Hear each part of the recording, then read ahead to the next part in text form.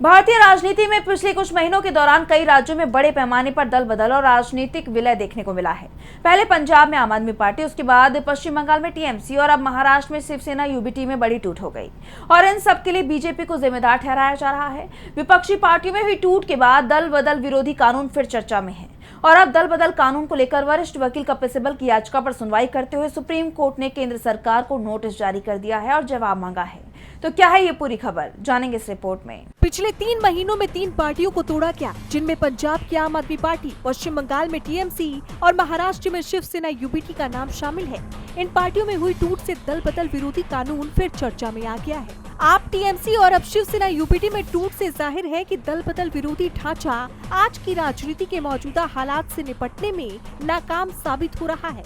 अभी हाल ही में सीनियर वकील कपिल सिब्बल की तरफ से भी कोर्ट में दल बदल को लेकर एक याचिका दायर की गई थी, जिसमें इस बात पर चिंता जताई गई कि दल बदल कानून कमजोर हो रहा है, जिस पर आज सुप्रीम कोर्ट में सुनवाई हुई। कोर्ट ने सख्त रुख अपनाते हुए कहा कि भारत के दल बदल विरोधी कानून में बहुत सारी दिक्कतें हैं, लेकिन इसे संसद में बैठे कानून बनाने वालों ने ही बनाया है। जस्टिस पीएस नरसिम्हा और जस्टिस आलोक आराधी की बेंच ने सुनवाई करते हुए कहा कि ऐसे मुद्दों को आदर्श रूप से सदन के अंदर ही उठाया जाना चाहिए। 10वीं अनुसूची का मकसद विधायकों के बीच के कामकाज को रेगुलेट करना है।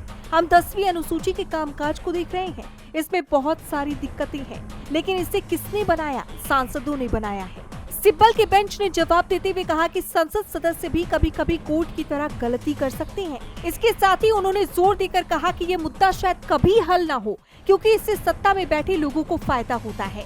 इसके बाद कोर्ट ने सिब्बल की याचिका पर केंद्र सरकार को नोटिस जारी किया और कहा कि इस मामले में कई ऐसे मुद्दे हैं जिन पर संसद को विचार करने की जरूरत है।